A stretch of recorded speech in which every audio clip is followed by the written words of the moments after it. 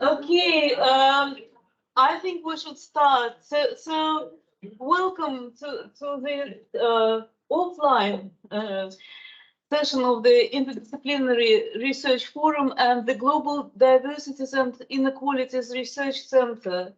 It's so nice to see real people here after months and years of this kind of strange, deracinated communication via MS Teams or collaborate.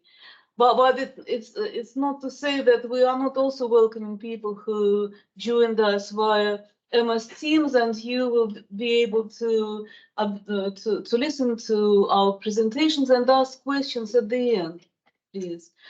So today it's an interdisciplinary program where we look at the issues around the politics, sociology, and also cultural aspects of migration, celebrity migration, public shaming. So full agenda which we feel should be interesting for you, and will probably help to start some collaborations in the future. So I'd like to introduce Karen McMillan, who will be the chair of our session, and she will introduce the speaker. Thank you. I want to thank inviting me to chair. I'm Dr. Karen McNally. I'm a leader in American film television. And yeah. We're starting with, I think, yes, Dr. Mark Wheeler, who is Professor of Political Communication at Net. He's the author of and co-author of 6 books, including Politics and Mass Media, European Television Industries, Hollywood, Politics and Society, Celebrity Politics, Public Spheres, and Mediated Social Networks in Western Context Beyond. And in 2022, Sorcerer, William Friedkin, and Stephen Hollywood. He's contributed numerous peer-reviewed articles to academic journals, and has written many chapters in latest editions. Thank you very much. Just making some words of start.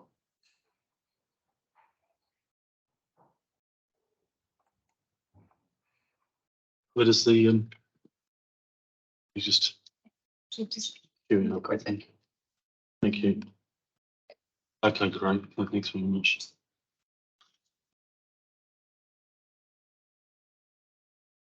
Okay, thank you very much. Again, thank you, Svetlana, and thank you, Karen, for introducing me, and also thank you, Svetlana, for organising this session.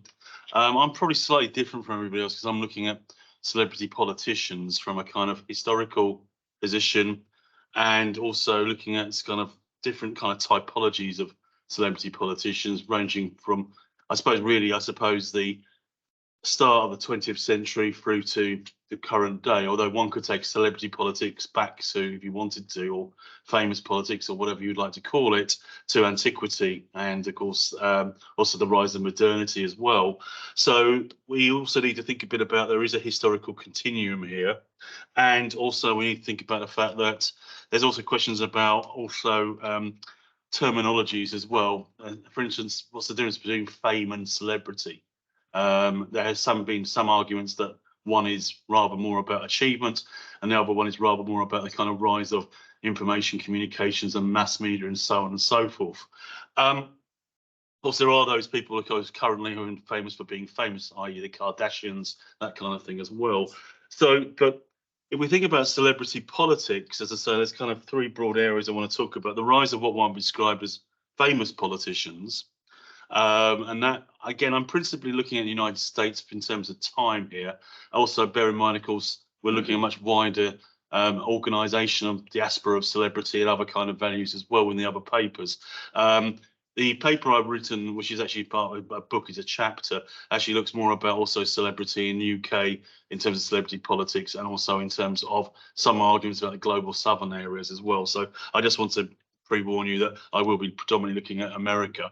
Not least because also America, I suppose, in terms of these debates and whatever, in terms of both the terms of the rise of entertainment, the rise of also a kind of famous base politics, which you could take right back to, of course, to George Washington, if you wanted to. You see this kind of in its most extreme examples, as I say, in current terms, of course, of someone like, of course, the former President Donald Trump as well. So the first area, as I say, is the kind of the rise of the famous politician, and I want to talk a bit about that. And I'm going to focus upon Franklin Delano Roosevelt and John F. Kennedy as the two principal examples of the rise of the famous politician.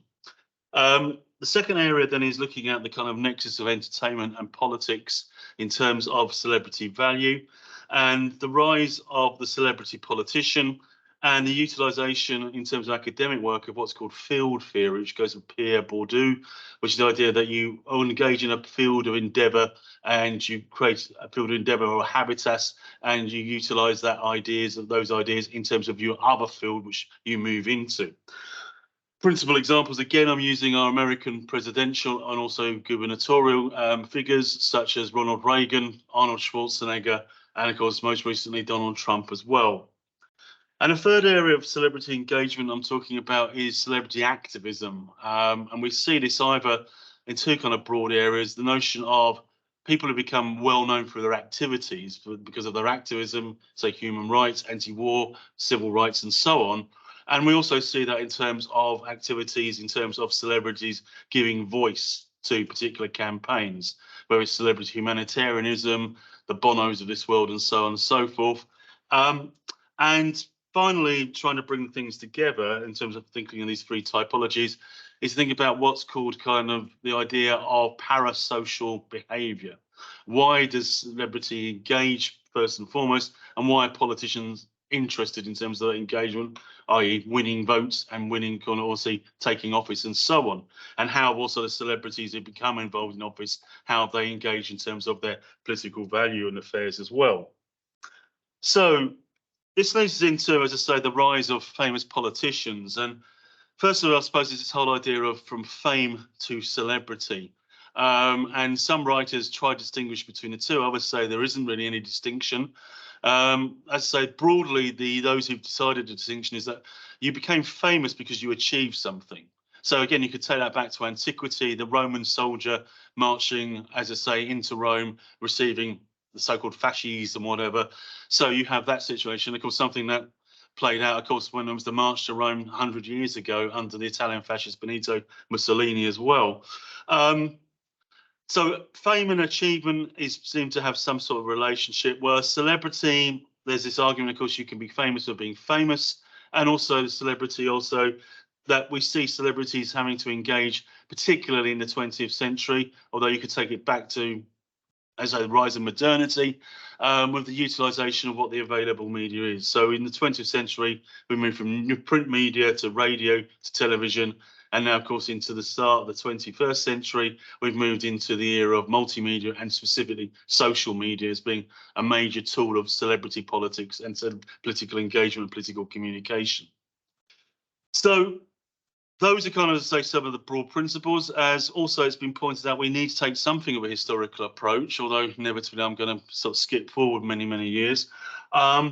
Not least because there's a sort of somewhat presentist bias in all this, that it's only happening now, isn't it all terrible? Well, the reality, of course, is people have been saying that for hundreds of years. And if you look at the 20th century and the 19th century, you find many kind of sort of columns about the denigration of politics, the lack of engagement, the rise of famous sub-celebrity politicians and their impact upon the democratic process. But say the modern era, modernity seem to be some, as I say, there's some arguments, particularly from the frenzy of renowned writer Leo Braudy, who talks about that you see this democratization of fame.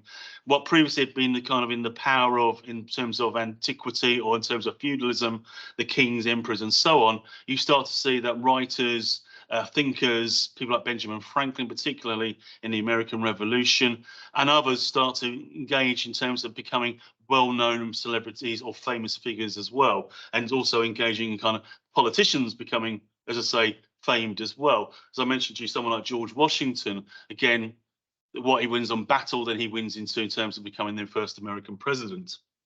And of course, the other thing in America, although I say again, we may want to think about this in terms of our own societies, there's these very powerful, famous political families. And as I say, you've got them in this country, you've had the Benns, the Foots, people like that as well, the Churchills, of course, the Chamberlains. But in America, of course, there has been a large number of these families. But so I'm talking about two examples who, again, utilise the family name. In recent weeks, there's been this whole debate about neo-nepotism. I don't know if anybody's seen on nepo babies or whatever. And isn't this a shameful scenario? Well, someone who certainly wouldn't have actually been that bothered would be Franklin Delano Roosevelt, who used the family name and the family brand to build his political career. And he particularly related, of course, himself to his first cousin. It was by marriage, fifth cousin by family, and that was the former president Teddy Roosevelt.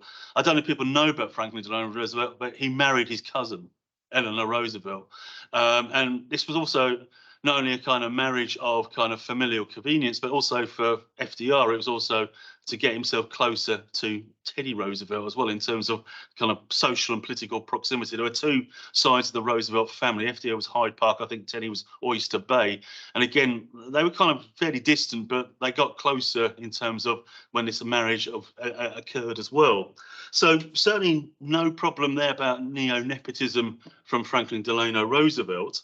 And also Roosevelt himself particularly utilised radio. He became very famous for his radio talks in terms of the Great Depression, and had the coast-to-coast NBC system working for him in terms of, I have to say, his fireside chats, as they were called, in terms of trying to bring a hopeful message to the American public when all was meant to be going, as I say, to the dance with the devils and to the dogs as well.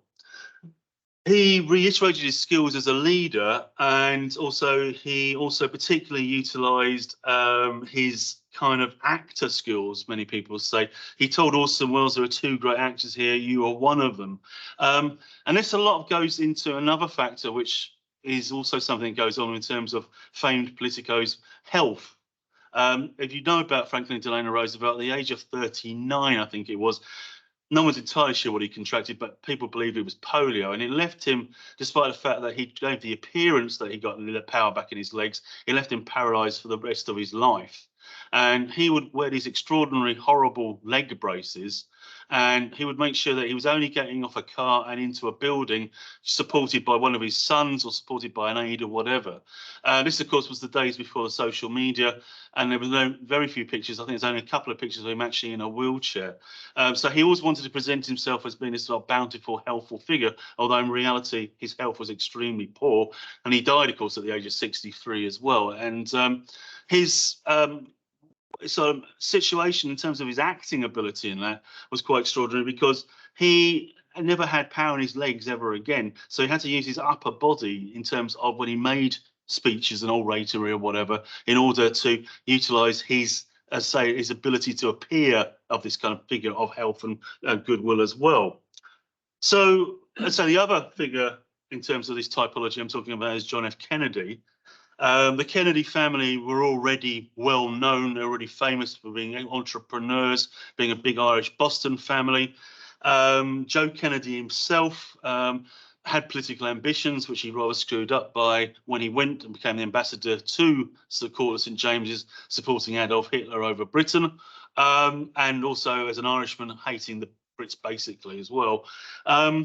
So you had all that. You had this kind of extraordinary compound. They all lived in Hyannisport in Massachusetts. Going back to John F. Kennedy himself, he's a war hero in his PT-109 boat, where he saved his colleagues, famously swimming a mile only with the rope in his teeth or something like that, and helping the two sailors out who were attached to that rope as well. And he also wrote a book called Portraits of Courage as well, when he'd also had a sort of major operation. So he was again known in terms of these kind of factors. And In the 1950s, became, he'd been a congressman in the 1940s, kind of playboy congressman, son of a wealthy man figure. Starts becoming more of a figure of importance in the Democratic Party. In 1956, he stands as the presidential nomination. He doesn't win it, but again, it brings him, again, sort of focus and delivery as well. The other thing, of course, that John F. Kennedy had was a very easy way with a socialite life in terms of his wife, of course, and also, of course, his characterization and linkage with the center of the American entertainment industry, Hollywood. So you have Jackie Kennedy creating the kind of formation of what was so-called Camelot, which referred to the musical of the time. But again, that was also when TV cameras were allowed into the first time into the White House. Karen will know a lot more than me about this situation, but of course his relationship with Frank Sinatra is specifically on record, a big figure in the Rat Pack, of course. And also Sinatra also stymied a number of his own interests to assuage the Kennedys. Most notably, he was going to make a film about the only soldier who was going to be shot. Who was shot in World War II, Ernie Kovac, and that film would not do the Kennedys any good. And also, it's written by a member of the Hollywood Ten, a man called Albert Maltz. And this led to Sinatra withdrawing the production at the behest of old man Kennedy, Joe Kennedy. And also, we see also the fulcrum figure in all of this. I was speaking to Karen before, and a rather weaselly, unlikable figure called Peter Lawford, an English actor who wanted to always be part of the Rat Pack. Was Sinatra dropped him, brought him back again on this situation.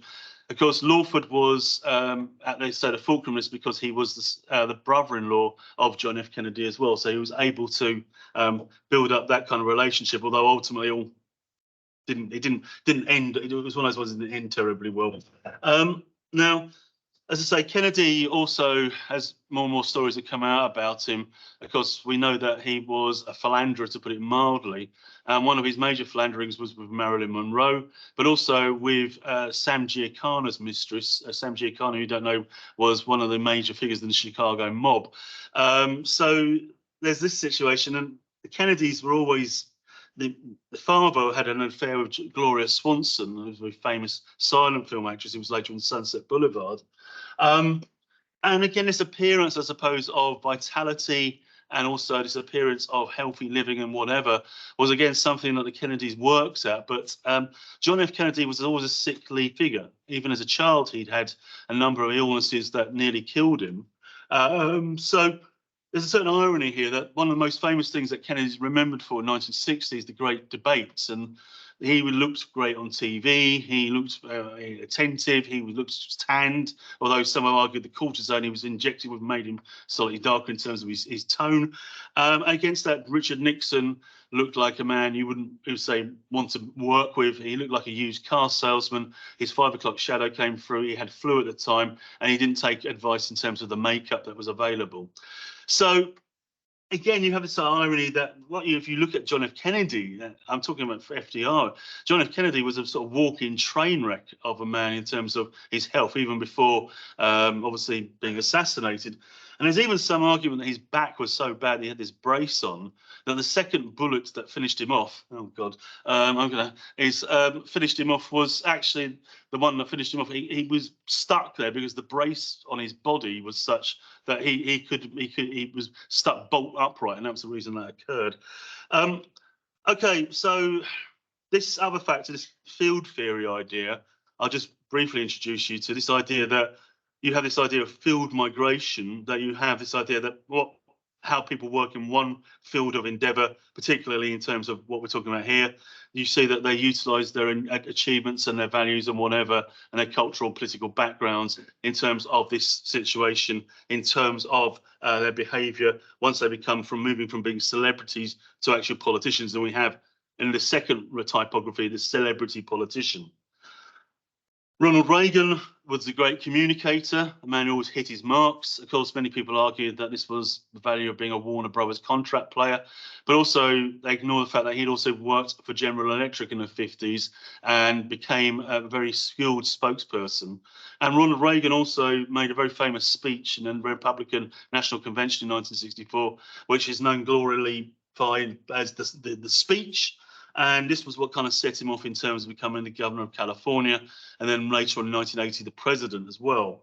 The other factor, of course, also, as I mentioned to you, has been also Arnold Schwarzenegger, the so-called governor of California. Again, it's certainly extraordinary circumstance, the recall votes. If you remember, he was able to take advantage of this recall to get rid of the incumbent Governor Gray Davis. Again, he has links with the Kennedys. His wife is a Kennedy, or his ex-wife now, of course, because he's done other unfortunate things. So again, there was a kind of the utilisation of interconnections and also the utilisation of his fame as well. This leads us up to, of course, Donald Trump. Donald Trump, known as a property tycoon, a man of little value, it appears, in terms of you like the idea of honesty and trust and whatever, but a lot of value if you like the fact that he's an attack dog. And he again was also trained up by a man called Roy Cohn. And again, if you know your American political history, Roy Cohn was also a figure in the McCarthyite hearings and also a mob lawyer as well, to boot as well. And his idea was always you go on the attack, and certainly Trump has done that. And Trump, I suppose, is the first major politician in terms of utilisation of social media for weaponisation. Barack Obama used the social media, but again, that was a much more kind of beneficial, kind of benefactor kind of approach. Trump, he goes after people, and so, well, he still does. Of course, he's going to stand again. Although whether his time has come and passed, who knows? Because his role in the midterms, of course, was pretty appalling and is pretty abysmal in terms of the outcomes for the Republican Party. Although there are more nutty people than Trump currently in the Congress as well. So the final, as I say, kind of typography is this notion of social movements, politicians, and celebrity politics. And again, I said there's kind of two broad categories here. There's one which is the people who become famous because of their engagement, and there's people who also are famed in the first place who lend their names to causes. Again, there's many examples. One of the major examples one could talk about is the 1960s civil rights movement. Martin Luther King becomes a very famed orator because of his behaviour and because of his ability to communicate. And also in terms of support, he also gets people like the African-American singer and actor Harry Belafonte, and also, of course, Sidney Poitier. And there's also a Hollywood delegation and Hollywood people, Joan Baez, but also perhaps more interesting, someone like Charlton Heston. Again, you know, Charlton Heston, this was on his road to Damascus as he saw it, in terms of going extremely right wing, and some would argue extremely racist, but at that point he was certainly lending his support. So why does this matter, you may ask? Well, I suppose firstly we have to think about, well, what are these communication linkages between celebrities and now celebrity politicians and the public and the electorate? And then there's been this kind of gradation of affinity and authority given to celebrity politicians. Whether they deserve it is another factor. But many people argue that, again, this is built upon a kind of what's called parasocial relations. And the idea that it's not what you are, it's what you appear to be is the important factor here as well. So we've seen more and more American politicians, British politicians, and politicians in general going down this route of celebritizing themselves. And also we've seen more and more celebrities becoming politicized as well, in terms of either standing for office or standing in terms of activism as well. So I think I'm going to have to round up here. So thank you very much for your attention. So thank you.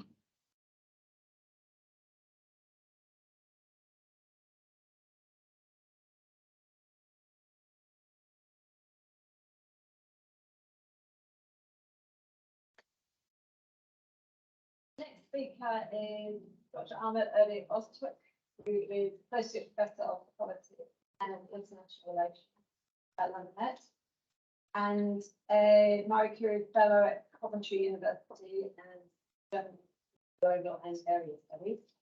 He's the co-editor of Edinburgh University Press series on modern Turkey and the editor of Journal of Alongside numerous journal articles, policy reports, and opinion pieces, co-editor of books on authoritarian politics, Turkey, elections, ruin or resilience, future of the Gulen movement in transnational political exile, and Islam populism and regime change in Turkey. In 2021, he published his first solo authored book, Religion, Identity and Power, Turkey and Balkan.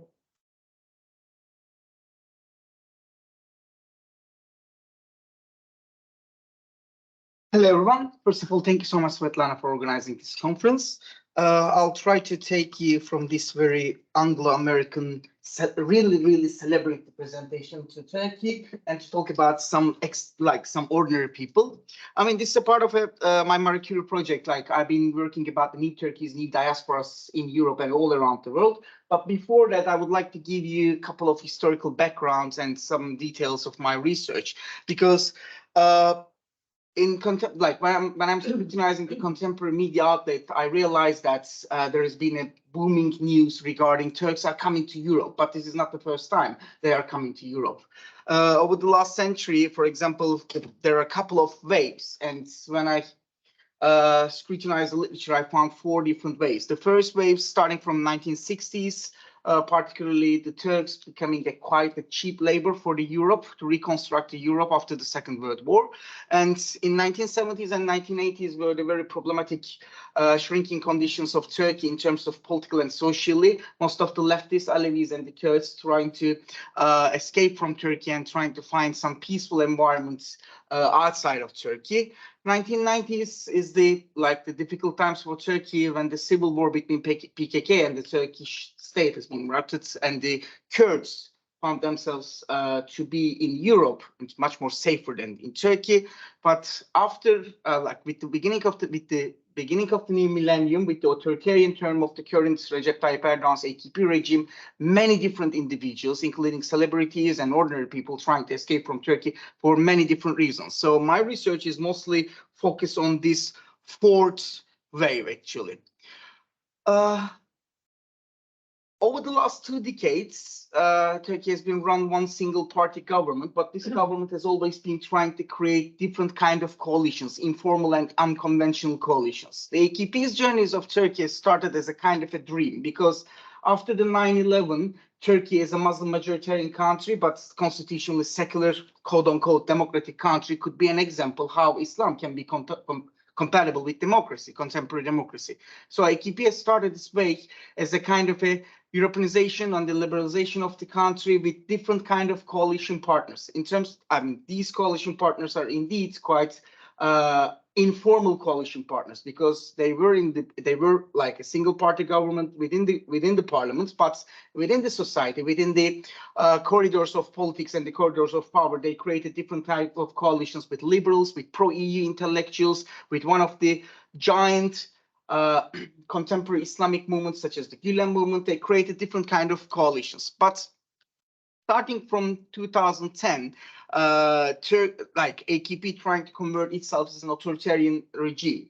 There are many different reasons behind of this transformation, but one of the main transformation is after the economic crisis in 2010, Erdogan realized that moving with the West is not very beneficial for his power consolidation. So he tried to move to Turkey, which is a big shift from west to the east. And with this transformation, creating a different kind of international coalition with Russia and China has changed everything within the country. The first thing is that they started to create a different type of tensions with Kurds, the historical enemy of Turkey, quote unquote.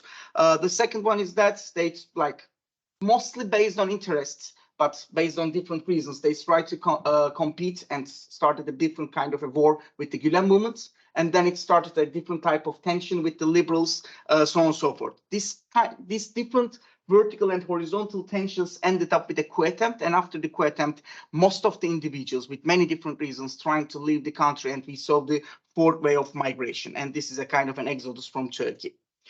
You may say that's after many different political circumstances, many individuals from different countries trying to migrate from one place to another place. Why Turkey is that significant? I think when we check the numbers, this is quite significant. For example, in 2020, the trended countries and Turkey was ranked at the 5th among the list of the countries with the highest number of the asylum seekers in Europe. This is that, as you can see, that since 1960s, many Turks and Kurds trying to leave the country, but this is a very significant number. In every single year, we can see a significant number of percentage rise who are trying to escape from Turkey. And beyond that, in every single different way, we can see that the first way is with the guest workers. The second way is about the leftists. The third way is about the Kurds. But this fourth way is about many different social groups in Turkey. Sunni Islamic groups, Alevis, Kurds, middle class, young people, older generations, so on and so forth. This diversity is the unique case when we check the Turkey's new migration wave.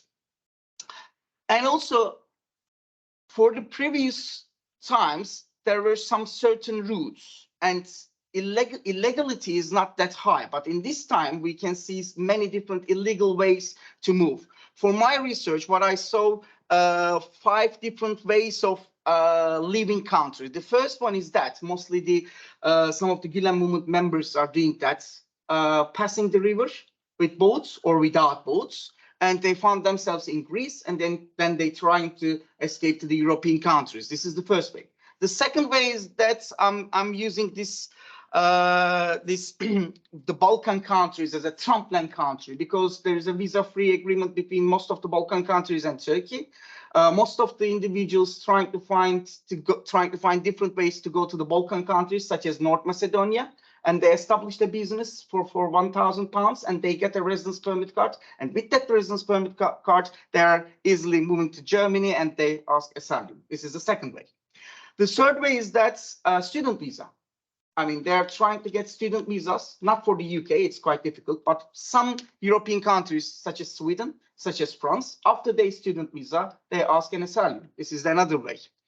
The other way for upper middle class or high class Turks, golden visas from Malta, Portuguese, or some other European countries who serve golden visas to buy a certain amount of real estate in these countries.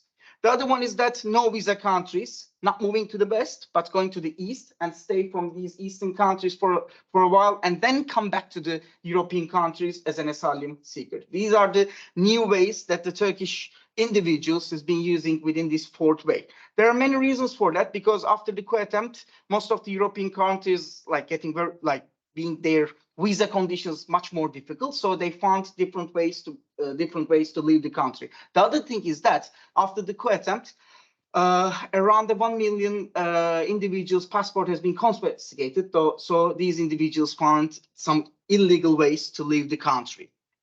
For this research, thanks to the European Union's generous funds, I make like 300 survey data for in every single country, for Germany, France, Sweden, Netherlands, and the United Kingdom. I made totally 1,500 quantitative survey. I did like 250 convincing sample using the snowball technique within these 5 countries. And also I did 55, I said then like celebrity, but after Mark's speech, I said they're not that celebrity, but like intellectuals, public figures, academics, journalists. I did some interviews with them to understand their motivations, their desires to leave the country. And then also I made totally 25 host countries, political elites interviews. For example, highly ranking foreign policy staff of France, Germany, United Kingdom, Netherlands, and Sweden, to understand the host country's reaction at the same time. When we look at the data, I'll just using that data to show you how these individuals are coming from a diverse background. For example, when you look at the trust to the institutions, these individuals, according to my data, they don't have any single trust to any kind of institutions in Turkey. This is a very this is a very tragic, actually. The current Turkish regime claimed that they're a Muslim government, and Diyanet, it's the presidency of the religious affairs. This is the single authority of Turkey who run and regulate the Sunni Islamic regulations within Turkey. As you can see, that the level of trust standing in a lower place. When we check the religiosity level, yes, scientifically significantly, this is not very important, but at the same time, there is an important person of people who are leaving the country. They said the religion is quite important for us. When we check their last vote, even the AKP voters are trying to escape the country with different reasons that I'll tell you about these different reasons. The other reason is that, I mean, when we think about the Turkey's migration journey starting 1960s with the guest workers, right now we can see that most of the new migrants are coming from a very high level of an education level. So this is a, I mean, at the same time, they've been escaping Turkey, but at the same time, Turkey has been losing some of its values. So this is quite important. I mean, these are the same data with different figures who are there. So I think, I mean, these numbers are okay in terms of the quantitative study, but what about their motivations? Why they are trying to escape from the country? The first one is that security. There were two bombs in 2015 in Ankara and in Suruç, and one of my interviewees said that my heart was broken into pieces because it is again the start of the Turkish-Kurdish conflict within the streets of the big cities. This is the first thing.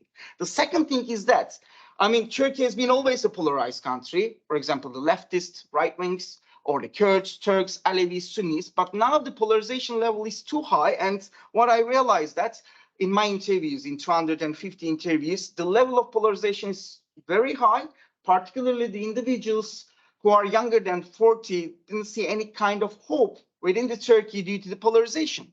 The second thing is that, I mean, I think I have to develop my English to explain the Turkey's current economic conditions, because the harshest word that I know, it's a shrinking economy, but it is beyond the level of shrinking economy. So the economic feature of Turkey is not very bright. So people are trying to escape Turkey to find a better future, not for themselves, but also for their kids.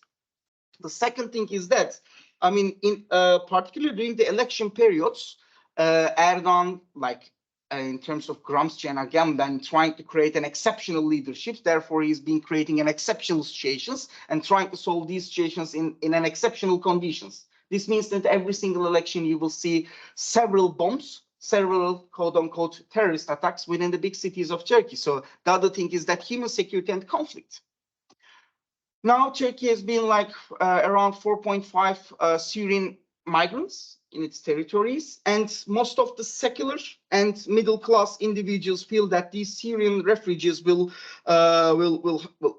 disturb our social harmony. So this is another reason to move back from the Turkey. The level of Islamization, the rising the number of mosques, or the putting the religious notions within the higher education system, within the primary school system, within the education system and the society is so high in Turkey, particularly after 2016. And most of the middle classes, for example, leaving Turkey due to the Islamization of the society.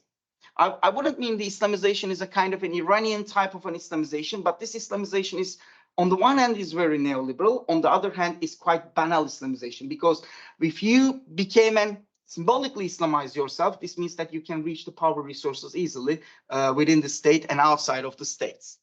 And the other thing is that nepotism, because Turkey has been running in a kind of a neo-patrimonial mentality right now. If you are close to the core of the power, this means that you will reach the power position where you are. This means that there is no, I mean, the fairness in any circumstances. So particularly for the young generation who are in the university or after the university, they couldn't see any hope in the Turkey, so they're trying to move away from Turkey.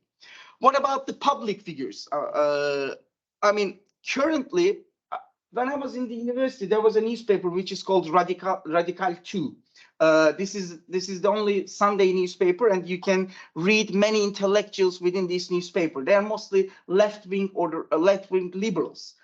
then I realized that most of them are right now outside of Turkey. And I said that, oh my goodness, we have some celebrities, not for like according to your celebrities, like lower class celebrities, but I tried to reach them and I conducted an interview with 55 of them. They're coming from different backgrounds. Some of them coming from a fashion designer, some of them are scholars, some of them are journalists or writers. So when I conducted an interview with them, I saw different motives for them to leave the country. For example, Barbaros Chansal, he is one of the leading LGBTI figures in Turkey, very famous fashion designer.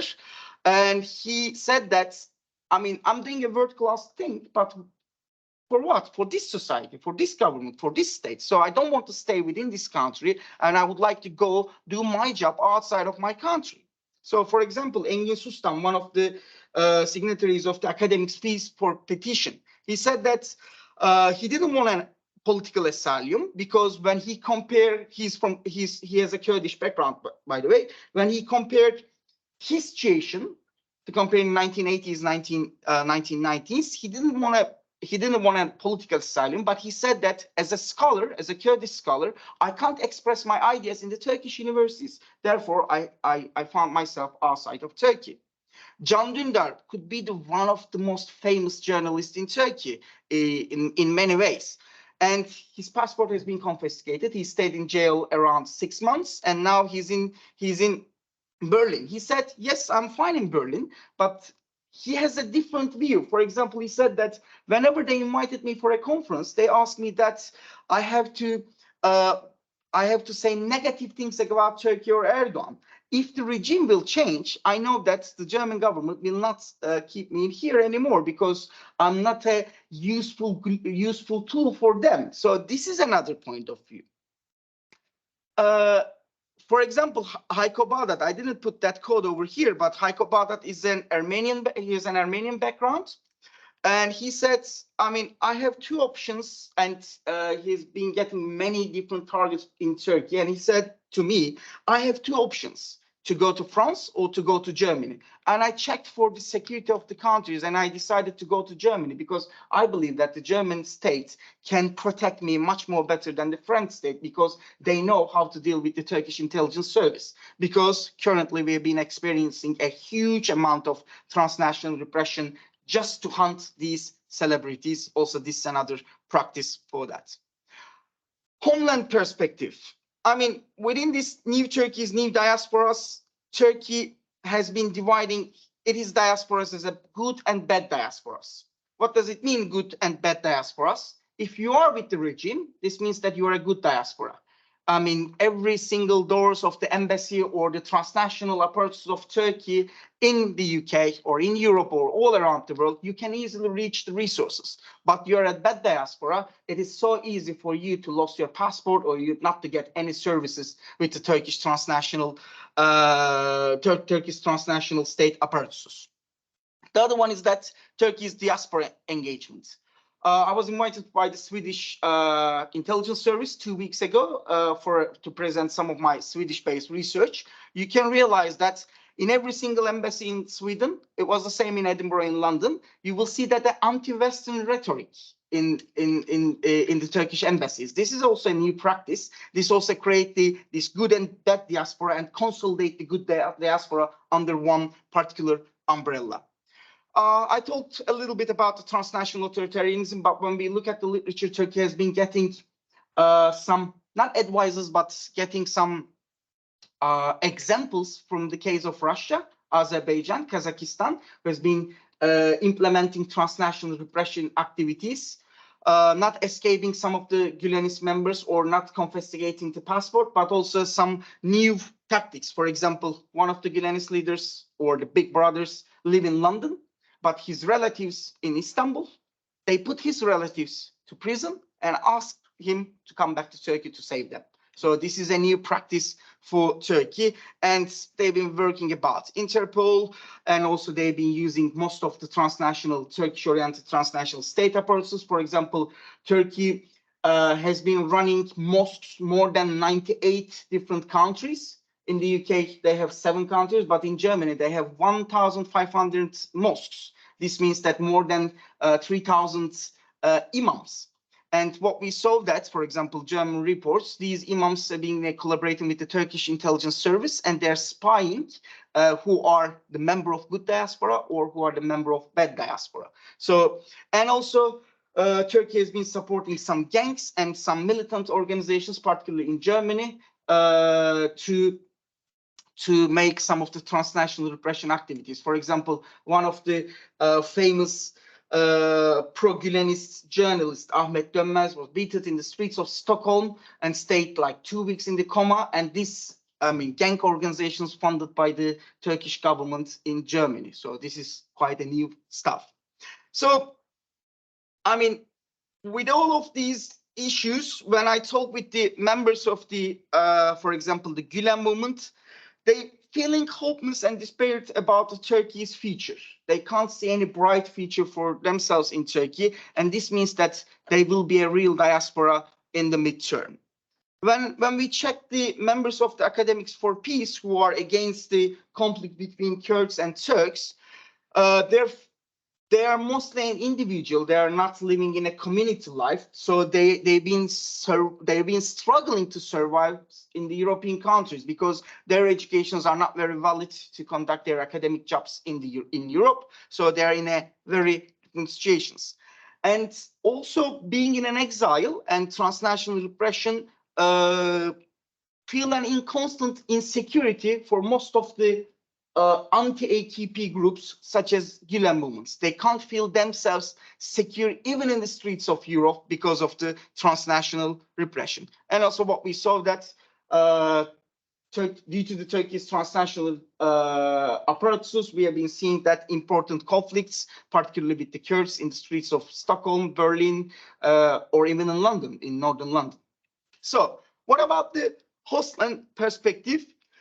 Good diasporas always trying to create some pro-Erdogan rallies. So it's, on the one hand, it's the democratic right into the European countries, but on the other hand, it is also support to one transnational authoritarian leader. So they found themselves in a stuck position when I talked with them. The other thing is that, I mean, the new Turkey's new diasporas are extremely diverse. So, I mean, if you ask one of the ordinary Londoner, what is a Turk for you? They might be say that it's a kebab shop owner, right? But now these new Turkey's new migrants are real intellectuals. They've been higher level of education. They're doctors, nurses, engineers, so on and so forth. So this has been changing a stereotype of Turks within the Europe. So this might create a new discussion about whether they can get the citizenship or not in the long future.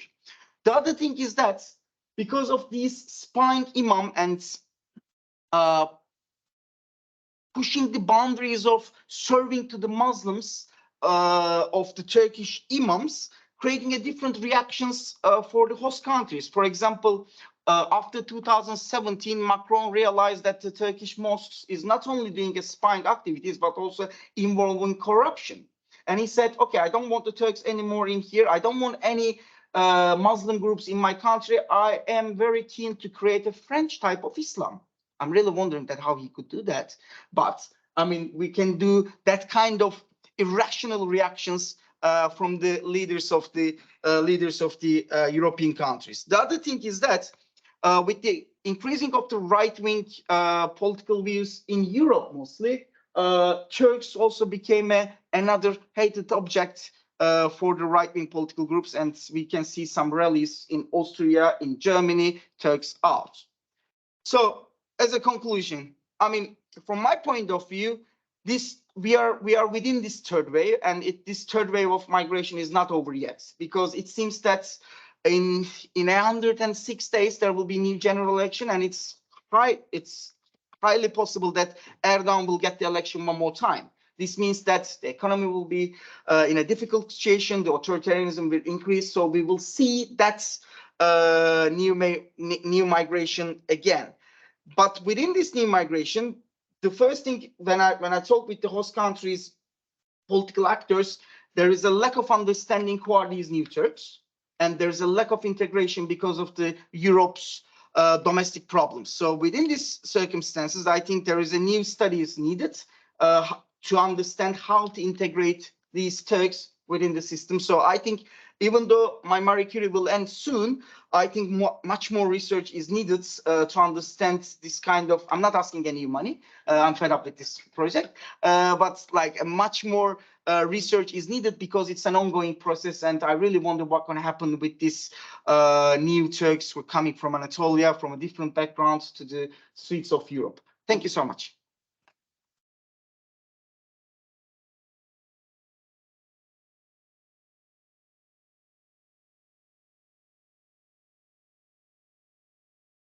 Next speaker is Svetlana Stevenson, who is Professor of Sociology at London Met. She's written extensively about social transformation and social control in Russia. Her books include Gangs of Russia, From the Streets to the Corridors of Power, and Crossing the Line, Vacancy, Homelessness, and Social Displacement in Russia. Svetlana is winner of the Alexander Nobel Prize, awarded by the British Association for Slavonic and East European Studies. In recent years, she's had fellowships at New York University, University of Helsinki, and Indiana University, member of editorial boards of Europe, Asia Studies, and European Journal. At the start of Russia's invasion of Ukraine, Svetlana has published extensively on various aspects. Currently a columnist for Новая газета. Thank you. Right. So since the start of the war, there has been a major emigration movement of people leaving Russia for a variety of reasons. Some people left for economic reasons, some people left for moral reasons, but in most cases it seems that, you know, both reasons coincided. So it was both an attempt to kind of find a better life for themselves and the families, but also a protest against the war. And this movement has created a big moral panic in Russia, and the government very soon started to blame the migrants and especially the celebrities for betraying the motherland at a time of crisis and a time of war. And so my colleague Julia Lerner and I are trying to understand what are the meanings of these shaming campaigns, what do they achieve, and why celebrities. So this is what our paper is about. So here are some of the celebrities, famous pop singers. One of them, a woman in beret, Alla Pugacheva. She is the most popular singer in Russia for several decades. Just really, here you would say a national treasure. And she left, and not only did she leave, but she eventually said something condemning the war, as did her entertainer husband Galkin. So the response by the government has varied between a kind of more or less kind of tongue-in-cheek pronouncements, you know, like most of them will come back, but they will not find love or possibly money. This is the chair of the State Duma. But gradually, the rhetoric has become much tougher. And recently, Volodin said that, you know, people's property should be confiscated. Not everybody, but those who pour dirt on the country. So people who speak against Russia while they are abroad. So there is this public condemnation on behalf of the state, but there's also a wave of condemnation related, of course, but still, you know, it's massive by the citizens. And here's the Russian Ministry of Culture, because they have been removing the names of let's say theater directors, script writers, names of the actors, you know, in a good familiar Stalin style, you know, from the posters, from the programs, and they say, and I can believe it, that they do it in response to appeals from outraged citizens.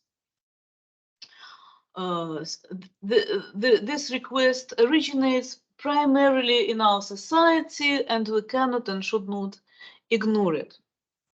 So, why have celebrities become the key objects of public condemnation and shaming since the start of the war? And here we are looking at 4 different factors. The first one, we think, is the changing moral frames of emigration. Because prior to the war, emigration was not something that the government condemned. There was this new concept of global Russians. People were encouraged to move abroad, to become like ambassadors of Russia, come back with a new experience. People would live abroad for many years. Nobody was particularly concerned unless these were enemies of the state with a kind of a small number of people, like, you know, the Skripals, you know, the ex-spies, Litvinenko, you know, yeah, who were to be killed, right? But mass migration was absolutely all right. All this has changed with the. But why celebrities? Well, of course, celebrities are personifications of national unity and objects of mass affection. So it's their emigration has been seen as a kind of wound to the national body, to symbolic unity. So they needed to be condemned. And the example and the moral indignation against them helps to draw the line between us and them, loyal citizens and the traitors. There is a relatively new concept of affective citizenship, where ethnicity and nationalism are expressed through emotional belonging and identity. So when people emigrate during the war, it's not just about construction this on a cognitive level is something wrong, but it's also about appealing to emotions, negative moral emotions, such as moral indignation, or positive emotions such as pride in your country, you know, love for your motherland, and so on. So I'll start with a few words of the moral frames of emigration, which links very well to Erdős' paper and also to Gerasimov's paper. So what are the moral frames here? So when Habermas talked about European integration, he talked about different frames here, moral frames of how people can express their attitudes. So people who emigrate, if we are to take Habermas's typology, can be seen just as individuals with universal rights and freedoms, and this is what was happening in Russia before the war. They can be seen as pragmatic subjects who pursue rational self-interest. Again, you know, immigration of whoever, you know, IT specialists, you know, or academics was seen as a positive thing, because they were entitled to pursue their self-interest. Or alternatively, traitors who refuse to participate in the national effort. So this is identity-related frame. So we're now seeing this identity-related frame, but it cannot just be imposed, you know, by some kind of diktat or law. Obviously, people must do what we can say kind of some emotional work they really need to start identifying with their state, start identifying with the motherland, with the soil, with the blood, and as Gerasimus says, immigration allows the state to construct the citizen within the regime's ideational priorities. So an immigrant is an enemy, a true citizen doesn't leave the country, does not say anything bad about the country. But it's not just about ideas, it's also about feelings. So here's where celebrities come in. Why are celebrities so important? There's some literature on celebrities where Frank Furedi, for example, he uses Weberian framework, and he says, like classical charismatic figures, celebrities are individuals who provide people with a focus of identification. So they have charisma, and in our society where there's so little attachment between us, where we are so unequal, celebrities give us this focus of kind of mental and emotional attachment, and that is why they are so important for the community. Jeffrey Alexander, he's a Durkheimian, so he says that celebrities are like deities, they are objects of worship and public fascination. So people know their celebrities, they follow them. As you say, Mark, parasocial. So they know about their families, their children, their affairs. They even sometimes call them by their first names. So there is this bond of attachment there. On the other hand, celebrities are vulnerable because they can actually lose their sacred status and fall from grace. And we know, particularly in a modern society where people feel that they're consumers, they pay money, for concerts, for various products. They don't like celebrities, turn against them, then it's kind of, they fall from the social elevation to the abyss of social death. So people have power, right? So all this makes celebrities a perfect target for shaming and for reconstitution of citizenship and of the affects and ideas that are associated with it. So how does this happen? Public shaming. Because if you want to attack a person, you need to bring him or her down. And here we use Garfinkel's idea about status degradation rituals.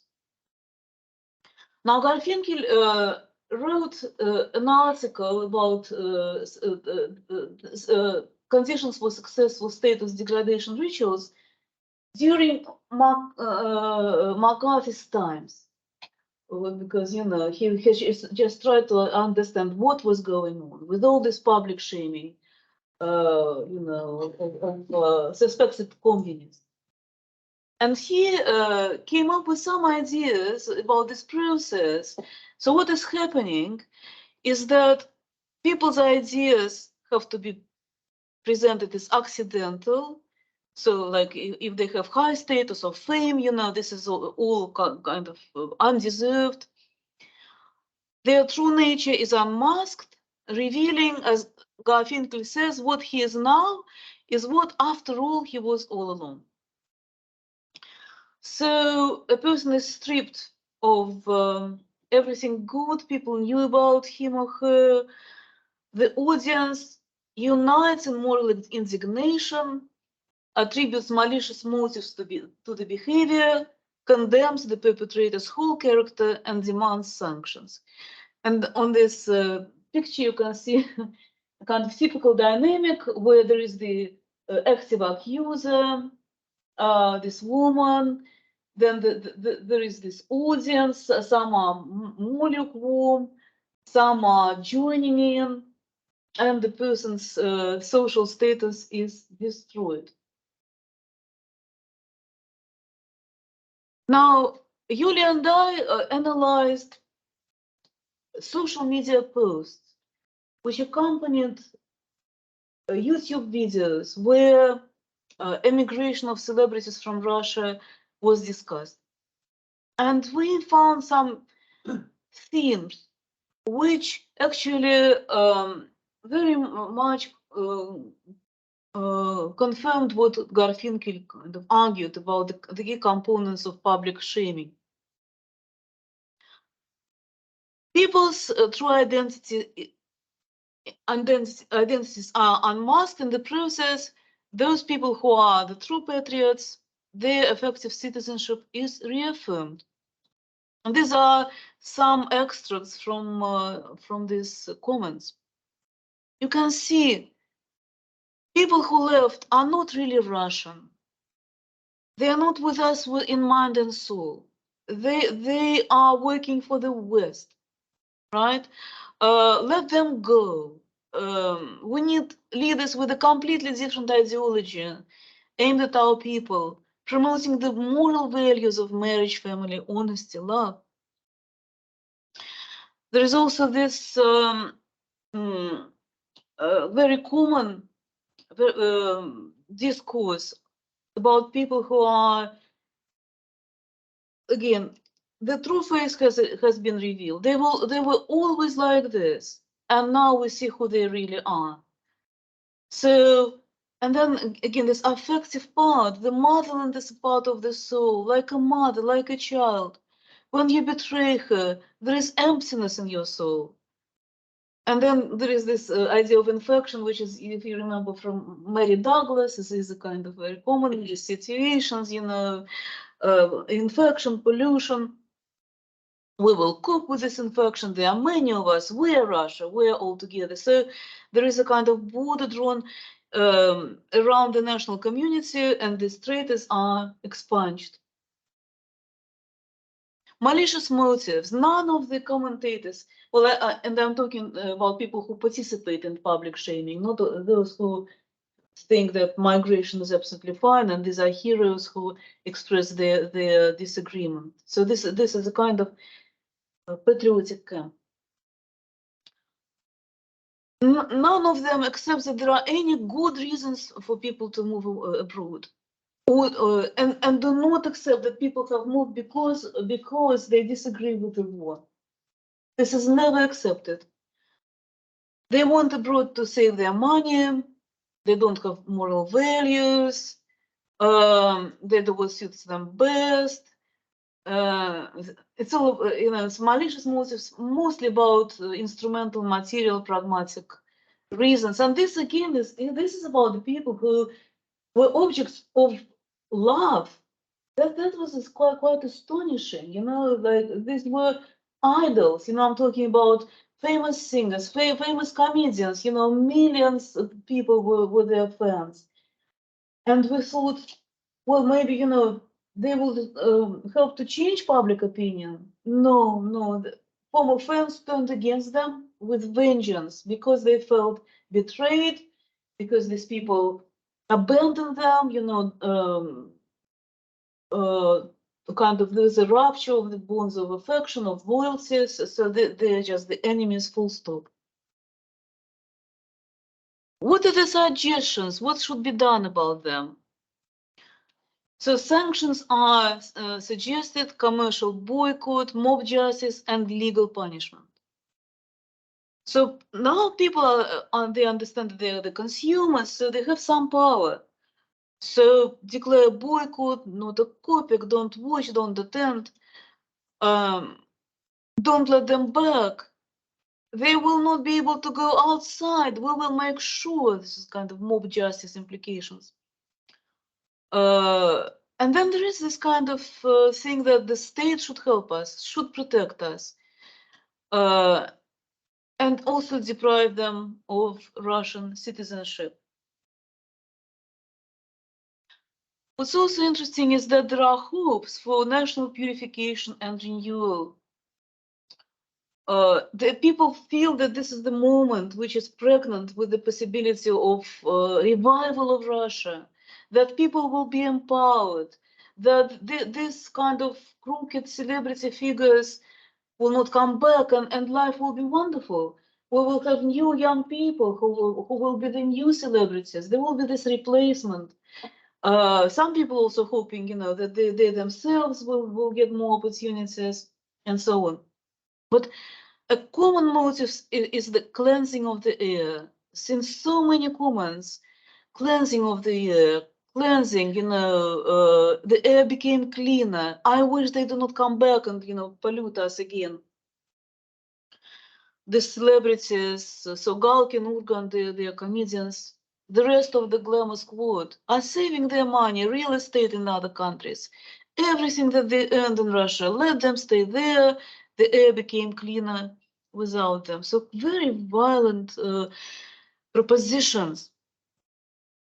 But and I'll finish now on this, that there is this kind of hope, but also fear that this renewal will not come. So they are kind of imploring the state, look at us, we are the true citizens. Only the poor people pay taxes in our countries, and these individuals evade taxes. No one is punished. We are Russian citizens. Simple taste, but the emphasis should be on the word Russian. And finally, I find this quite revealing. Russia is not those who left it, having earned money from the people, but the people who live here with their problems and who do not have the opportunity not only to live, but even to travel. Notice us, warm us, feed us, take care of us. After all, only we are the earth, the backbone, the essence of the country. Don't betray us, right? So this is quite extraordinary. So ordinary Russian people who participate in this public shaming, they are saying to the state that, we've sacrificed a lot and we haven't been rewarded. So now is our moment. So we participate in this redefinition of citizenship and doing all this emotional work. We're doing violence to your enemies, and symbolic violence, but nevertheless, please reward us for that. But of course, it's likely that the state will not reward them. And I think this tension between the expectations of reward and the complete disinterest of the state in these ordinary citizens will really come to the fore in the next several months, and this will determine in many ways the further political and social developments in Russia. So to conclude, the outcome of shaming, ideational properties and effective commitments of citizenship are reaffirmed through this shaming. The challenge represented by immigration during a war is countered by making the celebrities strange and inauthentic. They have malicious motives, they are greedy and individualistic, they serve the enemy rather than their homeland. So they are being kind of expelled outside the national body. And the citizens, empowered by the symbolic destruction of traitors, expect a new relationship with the state.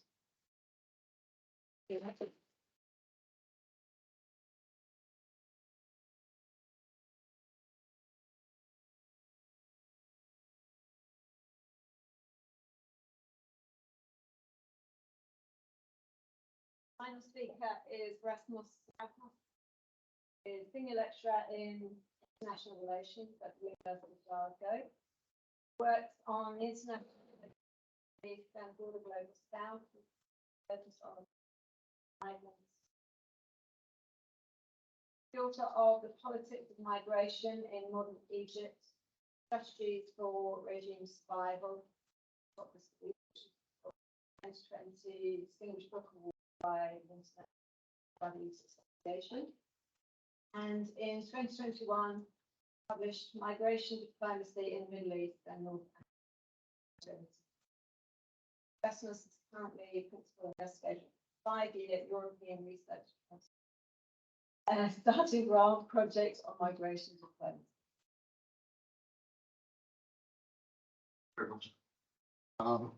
Hi everyone. It's always a challenge to be the last person presenting in a workshop, particularly as all of us are trying to sort of get back into the habit of sitting for 2 hours after COVID and all this.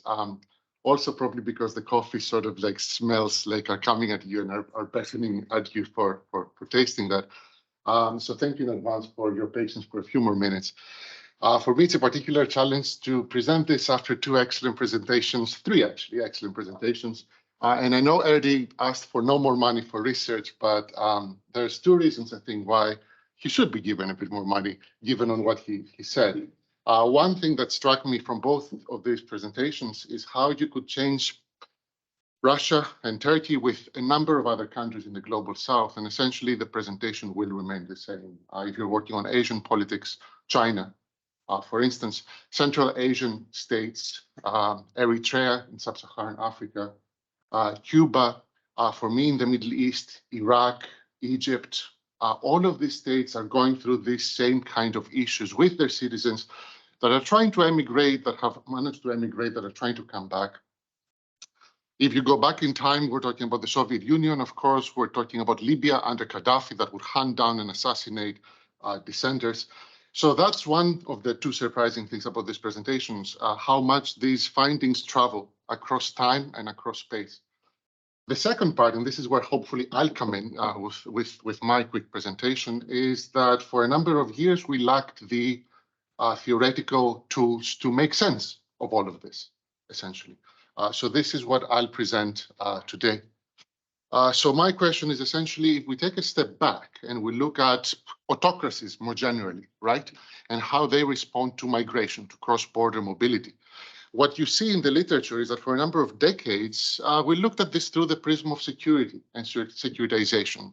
In international politics, we looked at the politics of immigration, policing borders, how citizenship and naturalization laws would shift to take account of this, how even nowadays migration has been externalized, or states try to externalize migration controls to third states. What all of these approaches have in common, and this has been going on for a few decades, is that, well, they focus on the West. So all of these approaches, if you pay attention to them, it's about immigration, it's about naturalization, it's about how do we securitize things once they get here, right? In Western Europe, in North America.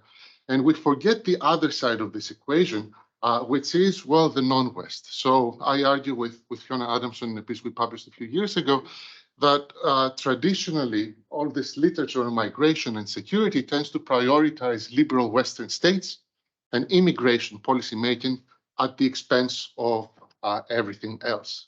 And it's only in the last few years that thankfully we start taking into account the illiberal contexts, right, of sending states, of countries of origin. We try to understand essentially how immigration itself is securitized.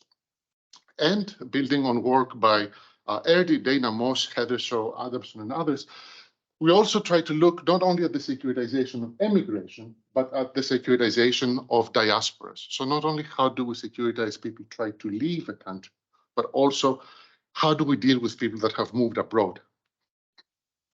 So what I'm going to pitch to you in this talk is that to make sense of all of this, and as a way forward in terms of a theoretical framework that might allow us to understand all of this together, we need to go back into Albert Hirschman, who in 1970 published his famous treatise on exit versus voice. And Albert Hirschman did not care about migration back then, but his analytical tools help us quite a lot to analyze this securitization of migration from the perspective of the global south or the non-west. And he said, well, we have 2 phenomena at hand. One is the exit phenomenon, in which people leave a state that they're not happy in. And we have the voice alternative, in which people actually try to change things. And taking this to essentially nowadays, and taking it to the literature and the work on migration, I argue that we can use this to understand how states like Turkey, Russia, others are trying to essentially develop what I would call transnational authoritarianism, right? To essentially combat any effort of political dissent against an authoritarian state. by targeting one or more existing or potential members of its emigrant or diaspora communities. So this builds on an article I published last year, and it goes through a range of phenomena in which the global South states, or more broadly even the authoritarian states of the world today, try to do both. Essentially, they try to control exit, while at the same time they try to suppress voice. So they control exit in a number of ways. So what we have is, for instance, the creation of blacklists of political dissenters. For a number of regimes, the Chinese regime, the Soviet regime, you would not be permitted to emigrate if you did not have the proper authorization, if you did not apply to the state and were allowed to leave. This is in direct violation, of course, to United Nations human rights law. We also have still today a policy of exit visas for a number of states. Other times, we have this controlling exit tie into a whole narrative about preventing brain drain, and Svetlana talked a bit about this. And we see it perhaps most famously in the construction of the Berlin Wall, the epitome of trying to prevent people from leaving so that the state does not go bankrupt. And we still today, surprisingly, have this kind of narrative in which, well, the emigration of people is seen not merely as an act of anti-state activity, as an anti-state action, but also something that hurts the homeland economically. So if you're a Syrian and you got a degree in engineering, you really can't leave the country. So you need to stay in the country and work for at least 5 years to pay back to the homeland what the homeland has invested in you, and only then would you be allowed to leave, which is a very interesting kind of thing that is completely alien to us in Western contexts, perhaps. So we still have these exit control strategies taking place in North Korea, of course, as one extreme example, but also Turkey, Egypt, Pakistan, and elsewhere. The other side of this coin, and this is where you see the versatility of transnational authoritarianism, is that over the last few years, regimes have not been content to merely combat the phenomenon of people trying to leave, but they try to extend the long arm of the state towards those that have already left. And this is what we call the securitization of diaspora policies. So what we see essentially is a range of state practices in which ranging essentially from violence to non-violent acts of repression. Saudi Arabia, most famously perhaps Russia, and before Russia, the Soviet Union, would not hesitate to go out and hunt down, assassinate citizens that they thought would be dissenters. At the same time, we have the active monitoring and intimidation of a number of communities abroad. Erdi talked briefly about this, of course, in the Turkish case, but Turkey is one of the numerous states in the world today that monitor their citizens abroad themselves or via essentially spyware programs.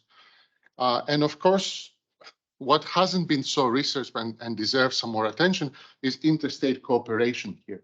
One of the more interesting things that we're trying to unravel nowadays is how is the West implicated in this as well. So it's very easy perhaps to demonize the Turkish regime or the Chinese regime or the Russian regime, but it takes two to tango in most cases. And Turkish extradition requests are fielded by Western governments. So this is a very interesting aspect of transnational authoritarianism that we haven't taken into account. And of course, we have the use of international organizations, such as the Gulf Cooperation Council, Interpol, and also, very interestingly, a range of non-state actors. Very briefly, in cases like Tunisia, in cases like Turkey, but also Egypt, you have actual citizens abroad that aim for a number of reasons to be part of the long arm of the state. So they try themselves to intimidate, they send emails, they make phone calls. They try essentially to instill a sense of pride in the diaspora that doesn't exist. And this is a very interesting phenomenon of voice being silenced. This takes us to celebrity migrants and refugees, which, as previous panelists mentioned face particular opportunities in exiting given their resources and given their visibility, but also face particular obstacles in doing so, particularly because of this very visibility. So they carry with them economic, ideological, and intellectual capital, I would argue, that amplifies their voice. So we are talking about high-profile individuals that have the capability to amplify their voice. At the same time, this voice becomes reduced primarily because they become an instrument of interstate competition. And this is where Nick Michinski's work comes handy, where he argues essentially that what we have is competition between countries of origin and countries of destination, each of them trying essentially to manipulate and use these celebrity refugees for their own interests. One of the things that the first presentation hinted at is perhaps the need for precision here, and this is for us to think about as we move forward, perhaps with this research agenda, what really characterizes celebrity refugees versus normal refugees versus defectors. We have, for instance, a number of defectors that are anonymous but become celebrities once they exited, and vice versa. So this is a very interesting thing in terms of the typology of all of this. And just to conclude, and I'm looking forward to any questions on all of this, what I argued is that, well, we have an under-theorized aspect of migration politics, namely the securitization of migration in non-Western contexts. And this is why this panel is particularly fruitful. I argue that the way forward will be to draw Hirschman and examine transnational authoritarianism, right? Both the repression of exit, as well as the silencing of voice, the securitization of emigration and the securitization of diaspora. And essentially what we're missing now is a bit more research on whether and how transnational authoritarianism may treat celebrity cases differently and how that essentially affects this exit voice dichotomy. So thank you very much. I look forward to your questions.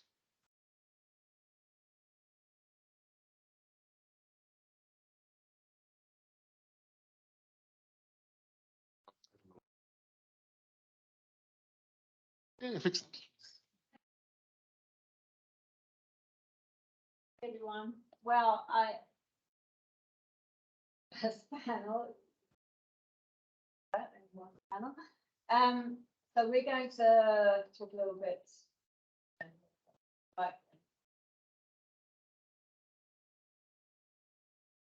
Shall we move? We're gonna, yeah, do that together.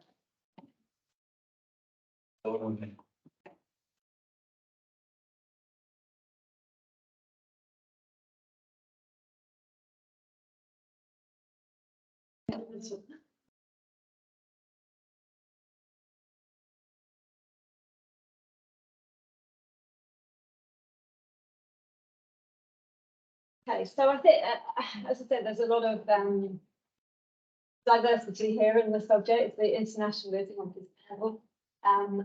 But I think there's a lot of common threads as well for discussion. And I think some of the things around celebrity that are really interesting, as Mark introduced, is the extent to which things overlap. Politics and celebrity have become such an enmeshed arena. While you have different forms of celebrity, as has been mentioned a few times, so that people who become celebrities through political activism or being those who are celebrities to start with. So there's a lot of overlap and border crossing, and it seems to me that it has become even more so over. Mark went over some of the history of this, and it's the celebrity and politics. The connections between them have been around for a very long time, and longer than we would necessarily think. But I'm wondering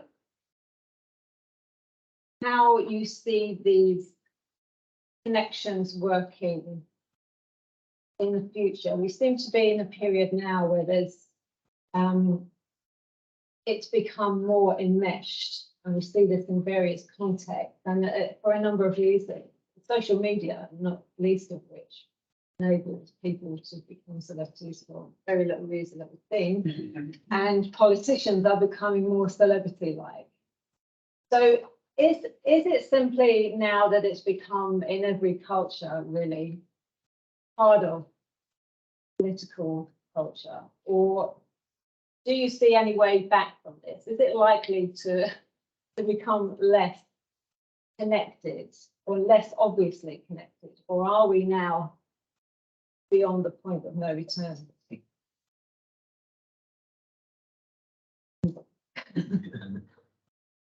Like Pandora's box has been opened, doesn't it? And they say the available media has changed so dramatically in the last 10 to 15 years. And also in terms of internationalizing all this sort of stuff. There's also, I mean, struck me in some different ways, but celebrity engagement, of course, at the international level with regard to other nations, and sort of stuff as well. So, and also what constitutes being famous or a celebrity these days has changed very dramatically. And again, also, it's in different societies. I think it was interesting that Lana talked about shame. I mean, I do think there's a certain degree of shamelessness in America. I felt that Caitlyn Jenner tried to actually run a campaign.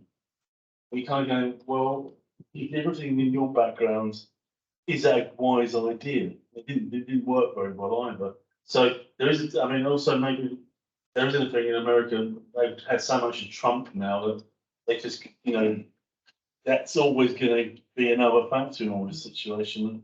Is, I mean, and his kind of exacerbation of political extremism.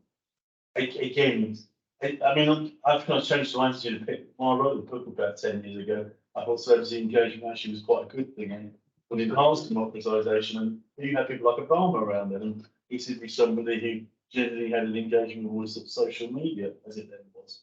But we've now seen the nightmare of where we can all go as well. And that's the beauty of the American example, because in Britain, of course, we also had Boris Johnson as well. And again, somebody who, as far as I can tell, has little or no political acumen, but again, has through his circumstance and his fame and celebrity, been able to engage a political career, which never writes him off, you know, even though it looks like he shouldn't be. So I don't know if that helps. Yeah, because I part of kind of offshoot of that question really was it does a celebrity really in these scenarios become more important? I mean, certainly in the American context, there are politicians who seem disinterested in politics, really. It's just a way of becoming famous. So does that mean that? Again, I suppose that, I mean, I'm maybe don't hog it all because I think different cultures do things in very different kind of ways. In America, I remember being in New York when this was pre Trump and everything, but Bush was knocking around. They had the Republican National Convention, and on the television, it was like the stars were all aligning. You know, Schwarzenegger will be here, so and so will be here, and they go, well, it's also driven so much by kind of entertainment kind of process. But again, I think, you know, the danger because America obviously is in the lead with a lot of this sort of stuff because it's the biggest producer of Western entertainment. And that was interesting hearing about Russia. I mean, I was going to ask you, what about someone like Abramovich? I mean, what about, because he's surely been for, in terms of your example, he's gone back to the homeland, hasn't he? Yeah, he does important work for Putin, you know, because he takes part in negotiations about release of for prisoners and so on. So he's not a target of any shaming. No. Of course, people would love to shame him, but he's safe more or less. But for Russian celebrities, it's like even those people who do not say anything, you know, it's demanded of them. Right. You have to take a stand. Are you with us? Are you not with us? I think maybe there is also the Soviet tradition, you know, when you know, like if you remember Pasternak, who had to give away his Nobel Prize. So these figures, you know, they're always defined as either being loyal or in opposition to the state, and that's why there's such an enormous focus on celebrities by the state and by the people because of their enormous symbolic value. I mean, there is the American historical example of McCarthyism, in particular in House Committee on American Activities where again, of course, always loyalty over somewhere would demand that Hollywood directors, writers, and stars. And of course, as I mentioned, it was Hollywood 10 because we're blacklisted, although now you have the rights complaining that they're being blacklisted by central leftist literary Hollywood. So, I mean, it's hard to believe.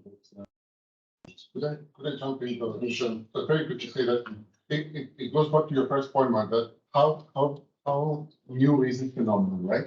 Yeah. In the sense that if you look at the Middle East in particular, I mean, this was always the case. Celebrities were always persecuted or venerated by the state, but it wasn't really social media celebrities or film stars. It was authors or leaders of the Muslim Brotherhood.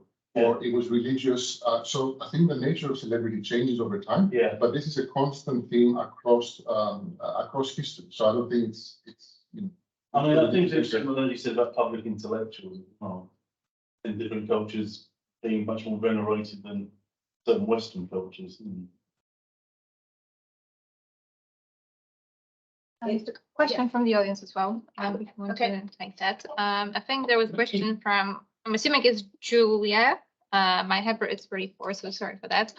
And the question is to Mark.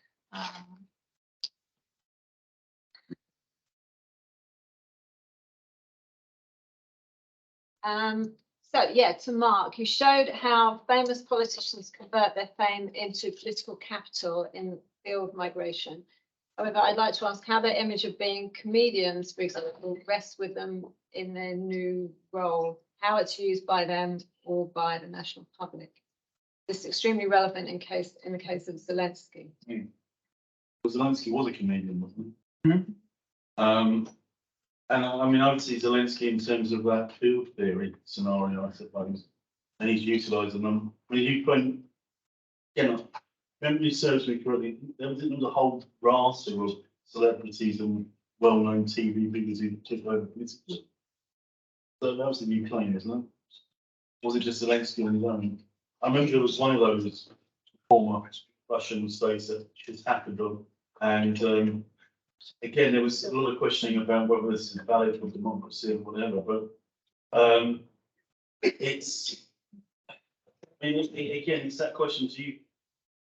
I suppose we have more of a European snobbishness to the fact that we think our politicians should come from these kind of classes. Well, in America, they've never really had such a problem with it, And certainly, I mean, I remember when Reagan was became president, people were appalled that, someone like an actor to become, the president, that idea, the most powerful man in the world. But again, there's nothing new in that, because Reagan always faced that when he took on Ed Brown in the '66 California governorship. There was an advert called Man versus Actor. So I suppose, and Reagan then played it on his head and said, well, I'm just like, James Stewart out of Frank Capra. I'm coming here and I'm the good guy, and all these corrupt individuals who infect themselves. So I've had mixed feelings because Trump has been unfortunately kind of hard in the middle of this. That you think this, you always think with Trump it can't go any worse, and then it does. And we think, thank God he's out of power now, and then of course he's trying to get back. I don't think he will do, because I think his political capital is now collapsed. But I could be wrong, because I didn't think he was going to do it in the first place. So don't listen to me in terms of any predictions. Hopefully he'll be preoccupied. Yes. Hi, thank you very much. Very, very interesting presentation. I wanted to ask Svetlana a question. You may have said this, perhaps I missed it. But the voices that you were quoting, and this public who are attacking and shaming celebrities, who are they? What is that space? Because presumably that is a space that is very controlled by Putin and his regime. So is it just that only those hypercritical voices are allowed to occupy that space? And is anybody who might be actually supporting the immigrant celebrities silenced out of that space? No, There is no censorship in this way. So these are commentaries on the YouTube videos which discuss celebrity immigration. So people can express what they want. Obviously, some people are using nicks, pseudonyms. So they are talking freely, and some of them do support the celebrities. It's just we're trying to understand the key discourse of this training, because it's very similar in terms of the government discourse and what the people are saying. And in a sense, people can be even more bloodthirsty than the government. So this what we do. So there's no censorship. No, not on. So no, anybody not can on post anything. Yeah, because it's it's not controlled in this way here. Yeah, no, I really enjoyed the talks. They're all very good, and I agree that a lot of potential to apply these perspectives to a range of different societies. But one way of doing it would be to ally a Weberian approach, which obviously looks at carrots from a more Durkheimian approach to social science, which would focus more on the relationship between charismatic authority and the deeper cultural roots of that authority. Someone like Trump or Reagan becomes very powerful in American society. What is it about that culture which has allowed people like that to become so revered by millions of people? They must be pressing buttons, keep emotional as well as cognitive buttons with the general public. Now, in a traditional society, most traditional societies were rooted in a common value system of conscience collective and dogma, based on religion. Christianity or Islam, basically Egypt, Muslim Brotherhood.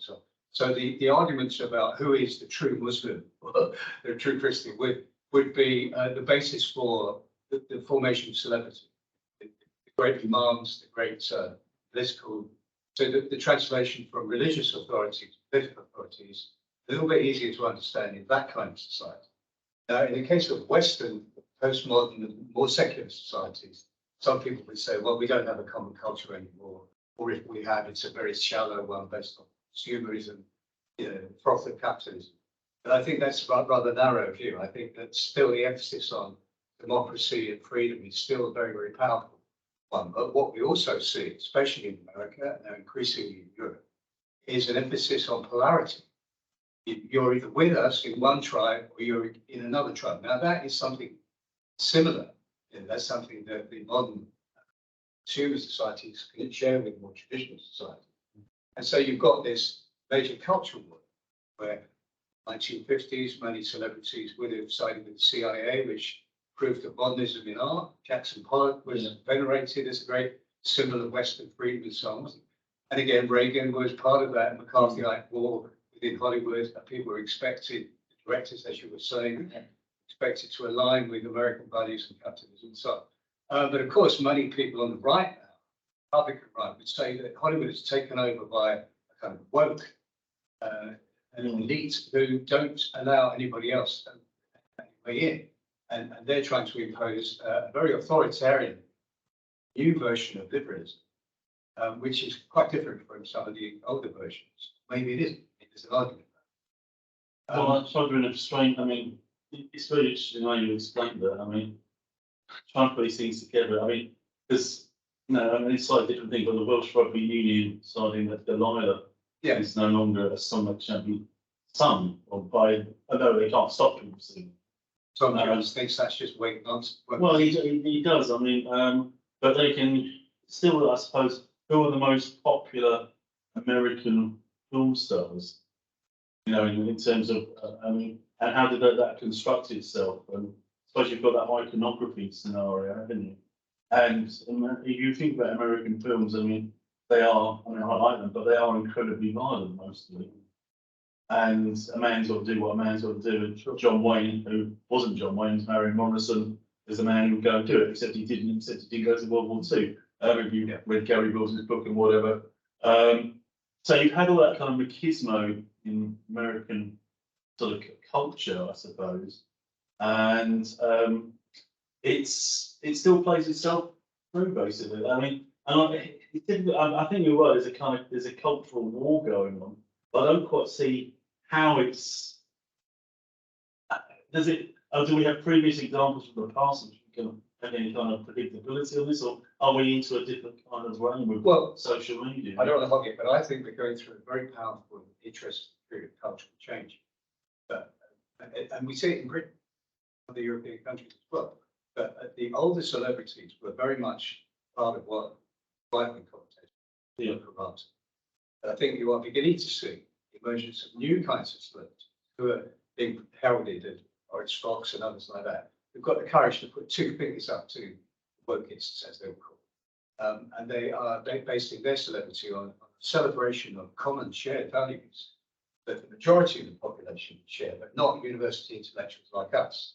We would be the liberals, but we would be, in terms of the new cultures, we would be the enemies of the new valiant celebrities who've got the courage to say, speak for ordinary white man and woman. Don't share these views about gender and race and so on, white privilege and all that kind of stuff.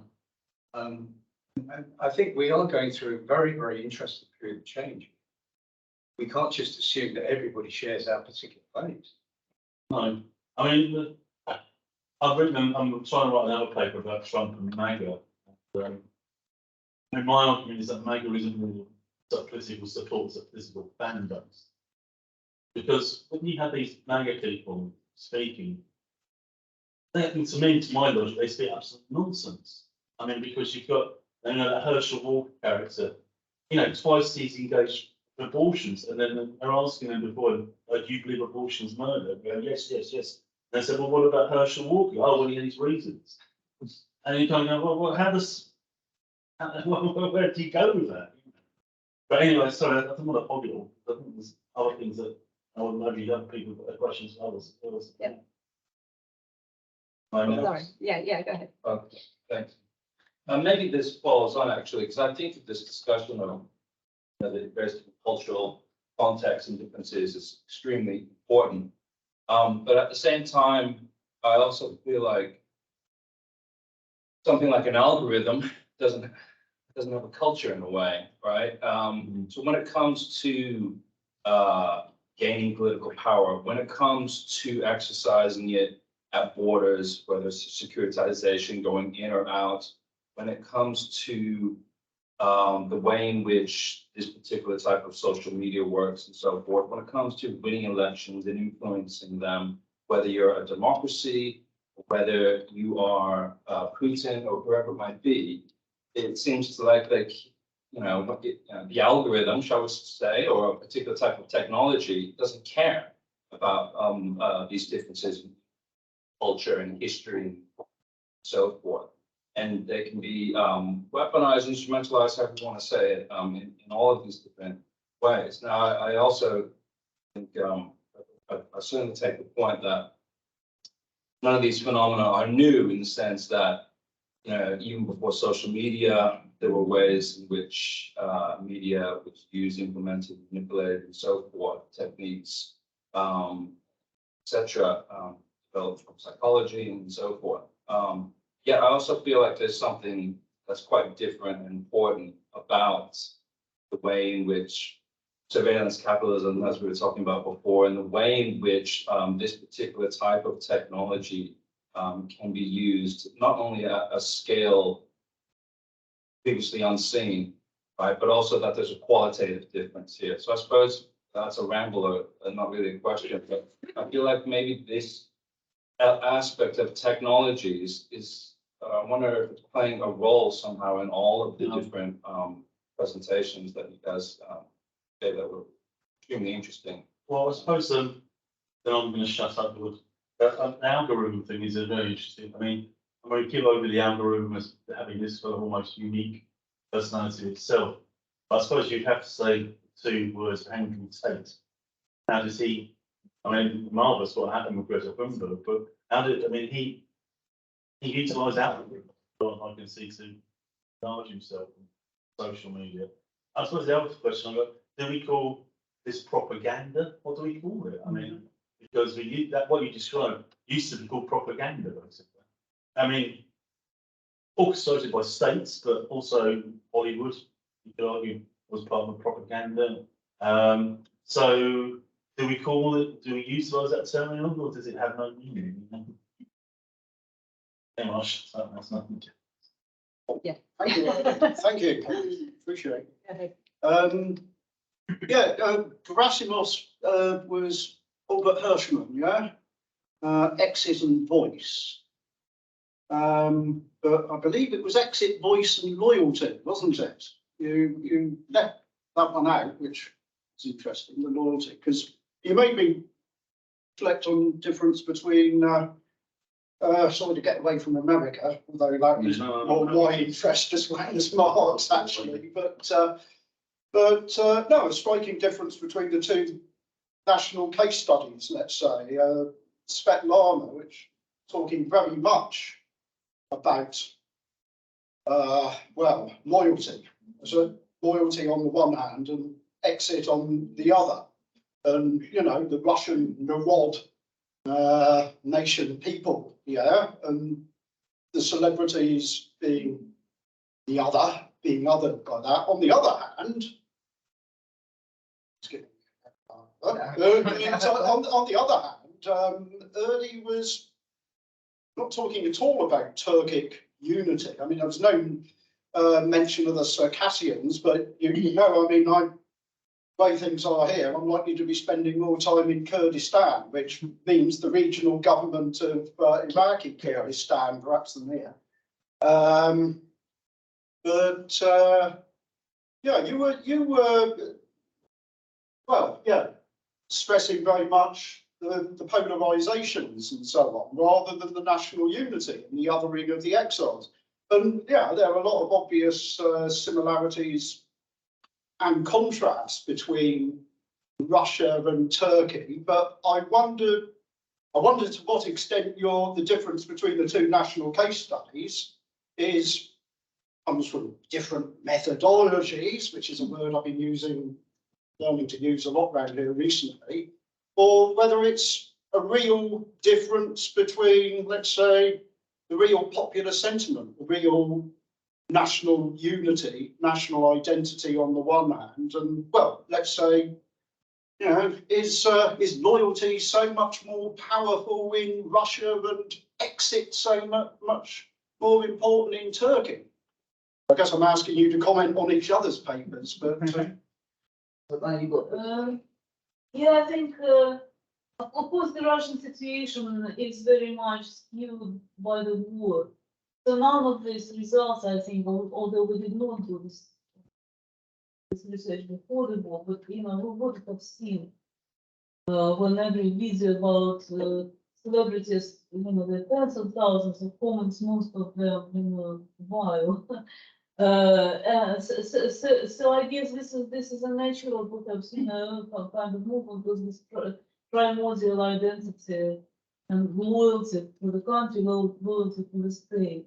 So I wonder if in this case, because it's in different situations, so this interrogation of loyalty is not the common, perhaps, I don't know. I mean, I might be a little bit controversial, and you may call me a traitor who has been holding a Turkish passport, but the Turkish unity is after the Ottoman Empire, with the establishment of the Turkish Republic, with a methodology from top down. I think this is just an illusion. Because when you look at the different components of the society, the differences is much more higher than the similarities. In terms of language, in terms of religiosity, in terms of ethnic background, in terms of social class, so on and so forth. So if you say me that what is the core social glue, maybe it might be a kind of a nationalism, but this nationalism is not something that is coming from the French nationalism or other nationalism. It is a written nationalism with the establishment of the Turkish Republic. So it is not coming from the habitus of the society. That is why, I mean, this society has been reorganized with the coups in every single 10 years. I mean, this would be the sixth coup, less than 100 years in one country's society. So this is the problem. About loyalty, starting from the Ottoman Empire period, I think the power is the biggest. I mean, the magnet who became loyal within the country. So I think the social glue or some different components of the social glue is much more rich than the Turkish society. Can I jump in just very quickly on this, on loyalty? I think there's a reason why Kirchmann gave up on loyalty towards the last 15 years of his life. And he if you look at what he wrote about East Germany, for instance, after the fall of the Berlin Wall, he doesn't talk about loyalty at all. And I think one of the reasons, and I think that question was brilliant that he quoted, is that how do you measure loyalty in an authoritarian context? Like, how do you know whatever is happening in Russia is loyalty or the regime or somebody else? You can't. So I think methodologically, there's a bit of a problem for loyalty vis-a-vis exit and voice. Exit and voice, you can see fairly easy. With loyalty, I think it's very difficult for social scientists to get to to measure. At least that's my. It's very nebulous. Yeah. Sorry, I don't mean to make it. No. I think methodologically, for me, it's very difficult to measure, also very difficult to research. One question for Svetlana. You talked a lot about the public shaming of celebrities in Russia. And I wondered if you could comment a little bit on the public shaming of any Russian citizens migrating because of political reasons. Could it just be because the celebrities are more in the public eye that seems a more obvious target? I would imagine that anybody who's leaving now might get the same type of approach. Yeah, that's a very good point. So generally, of course, there is a shaming of people who emigrate, particularly those who escape from mobilization. So they have become also objects of condemnation. They are weak, they are men, but they don't want to fight for their country. So there's a lot of that as well. But with celebrities and with other people who have started to condemn the Russian government, so there is this additional thing. So it's Gerasim instead of the thing. So the status of celebrities is such that they have additional kind of cultural, political capital, and so on. So they really have to be shut down. While the ordinary person who says something on Facebook, whatever, it doesn't matter really for the government. So that's why they are the targets, the main targets. Although of course yes, the same attitudes are expressed to other people.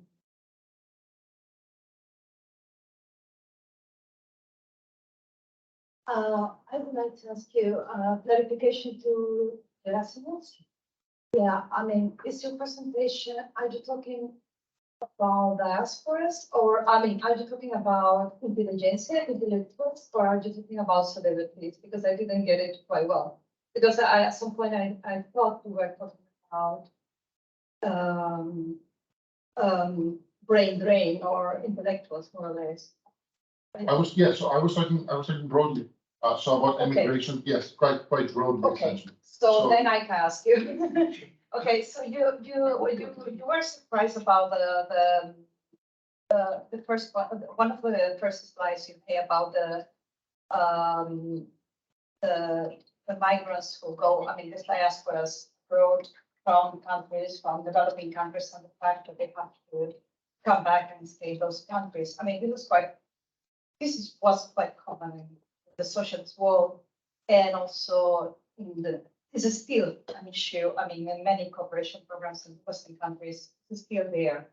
So I wouldn't be that surprised. Also, if you think about in the context of, I know about the Pakistan engineers, and basically, if Germany signs an agreement with the Pakistan government, it is normal to some extent that the engineers go back and contribute to the country. Maybe this is a very Western way of seeing it. This is what I'm trying to make a point here.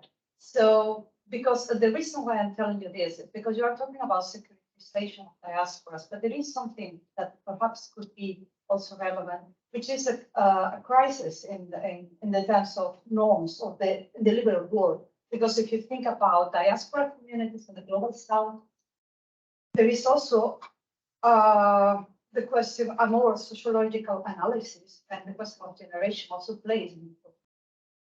So if you compare, I'm thinking about Pakistani diasporas in the 60s, in the 90s. This is quite important. No, absolutely. No, I think that's a great point. Yes. I mean, the way I thought of this is how migrants and diasporas play into this national narrative, if you want. So essentially, or this aspect of controlling people's mobility or immobility, right, is part of the Pakistani national narrative in the sense that, well, we need them here, or we need them to help develop the state, or they can go abroad and they need to come back because brain drain or because of. So that's my thinking into this, that it plays into the idea of the state and how it relates to the citizens, which I think is very interesting. And that expands a bit into authoritarian context. But we can talk about it if you want afterwards. Now, I'd be curious to hear what you think. I think we have a couple of questions from the audience online. There was a question from Julia.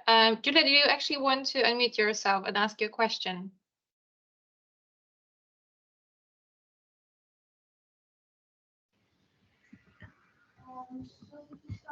Oh, yes.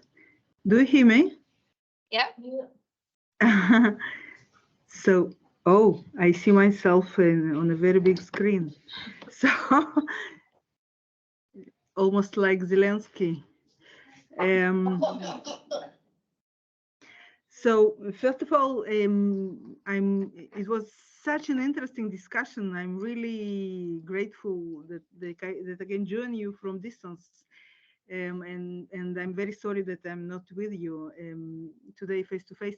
So my second question was about Turkey, to Erdi actually, because I was amazed by these ideas, these terms that you mentioned, the good Turks and the good diaspora and the bad diaspora. Because I don't know if you know, but the parallel concepts, the parallel terms, exactly like this, developed very soon after the beginning of the Russian war in Ukraine, concerning the good Russians and the bad Russians. But what is amazing, that the meaning of these terms was absolutely opposite. The good Russians, they consider to be Russian citizens and Russian citizens in diaspora who oppose the war. And the bad Russians, those who support the war.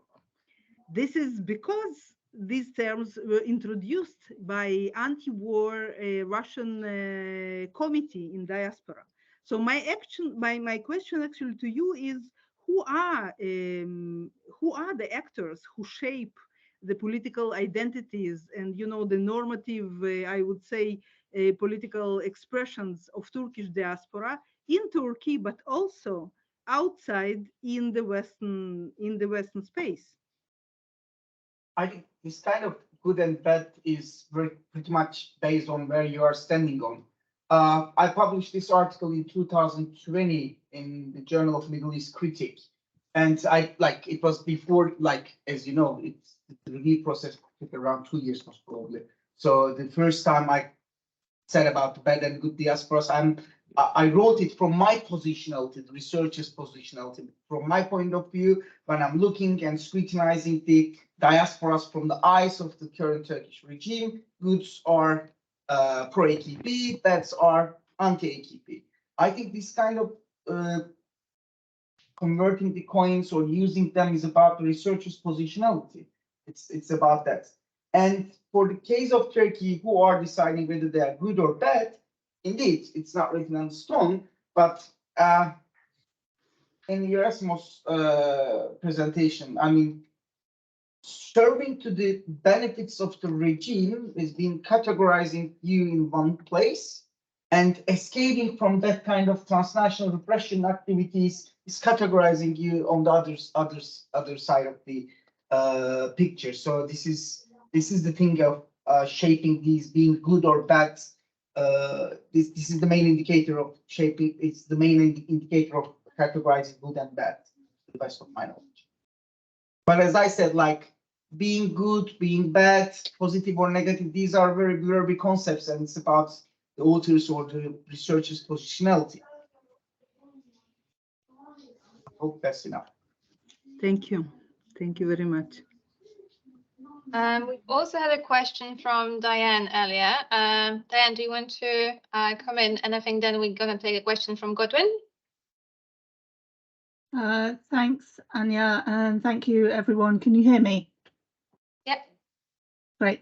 So while my question is around Trump, it is actually to all of the panel members. So my question is Trump an outlier in that he is a celebrity moving into politics to develop his own profile rather than a specific political agenda?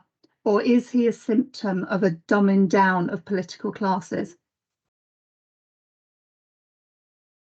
Well, he certainly, I think he entered in politics for his own political and financial gain and his ego as well. I think the thing that many people said that made Trump actually decided to run in the end, when Barack Obama roasted him and were in front of the public, and he didn't really ever get over that. So I suppose in terms of those kind of things, of ego, financial gain, because he probably thought he might well end up in prison, which maybe still happens. But again, I think you've got to say he has contributed and reflected the dumbing down of the American political discourse. If you see some of the people who are in this, what's it called, the Freedom Coalition? Yeah. I mean, they're bonkers, basically. And there's a woman called Lauren Boebert, and she started banging on about the Constitution was actually a religious document. And you know, well, have you ever read it? Because I mean, the whole point of it was meant to be a secular document. It was the whole point of having an American Constitution. So it's, I know that's kind of easy, but it strikes me that he's certainly a game changer. I mean, whether it can be changed back, that's what you think should happen. I mean, there are people out there, no doubt, who think it probably is a good thing. I mean, I say his MAGA support think he is something who has actually kind of, you know, ripped through the political and media establishment and the political and media classes. But I don't think we'll ever, you know, I think the genie's out of the bottle. I think post-Trump, it's going to be increasingly more and more of this sort of stuff. Now, I mean, maybe it's like, but as I said to you, I suppose the only good thing in terms of the midterms was that Trump's appointees and the people that he backed, I mentioned Herschel Walker, the woman called Carrie Nair, they all failed.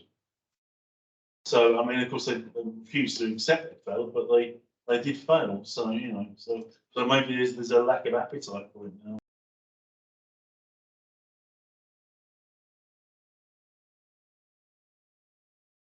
I would only add, I suppose, that part of his appeal is, on the surface, it seems so political and cultural, but I also think I often looked at those rallies, and to me, it was like the circus came to town. Oh, yeah. That was the biggest thing that had happened in that play for years, and it was that appeal as much as anything else. You know, it was exciting. I suppose the thing is that also the people who were there, and I wouldn't want to attend a Trump rally, but he actually gets kind of sucker off the crowd, doesn't he? Yeah. I mean, he's one of the few politicians who actually loves all of this. I say politician, I mean, whatever you might call him, but he's one of, I mean, he actually, there's a reciprocal relationship going on there. Yeah. Yeah. He kind of needs the rally. And if he doesn't have the rally, then he doesn't know what to do, then he starts. It's nothing. Well, that's what demonstrated pretty specifically when he actually was in power, wasn't it? Yeah.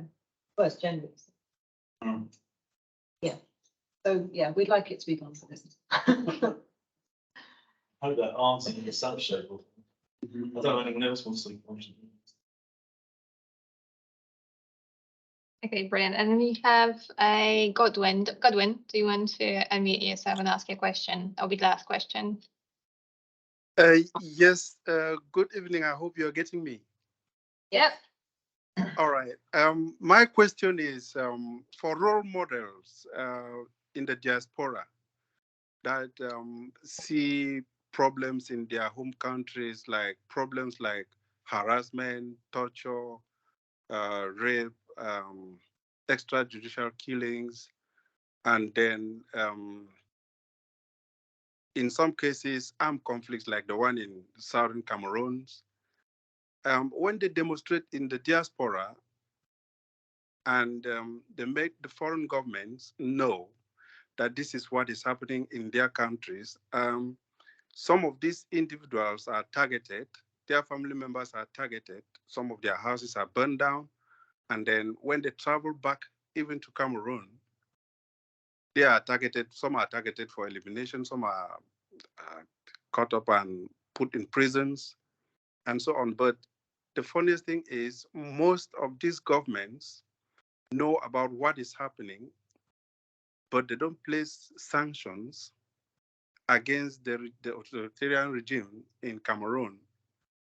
And I don't know how this problem can be solved because the masses on the ground are suffering. The role models are trying to expose the problem. Those who have the power to act are bystanders. The United Nations knows about it, and the Commonwealth knows about it, but everybody is just keeping quiet. And I don't know how this problem can be resolved so that the masses can, be freed and then relief of fear of crime.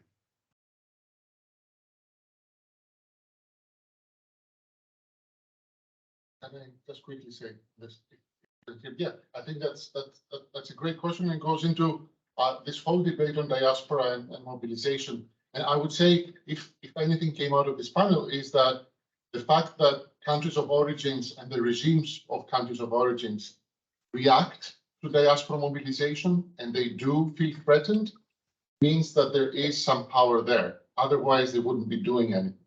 So my sense, and very quickly, I don't think we can resolve this in the panel here tonight, but I would say continue, the diaspora needs to continue doing what it's doing, which is putting pressure on Western liberal states to act, essentially. But I do think there's power there. If there wasn't any power there, we wouldn't be having these assassinations, intimidations, or not. There's something there that countries of origin, authoritarian countries of origin, are afraid of. So I think you could be perhaps we should try to be a bit more optimistic about the future if I don't know. Thank you. I'm afraid we need to wrap up. We've overrun, which shows I hope that this has been an interesting event. So thank you so much to everyone for coming.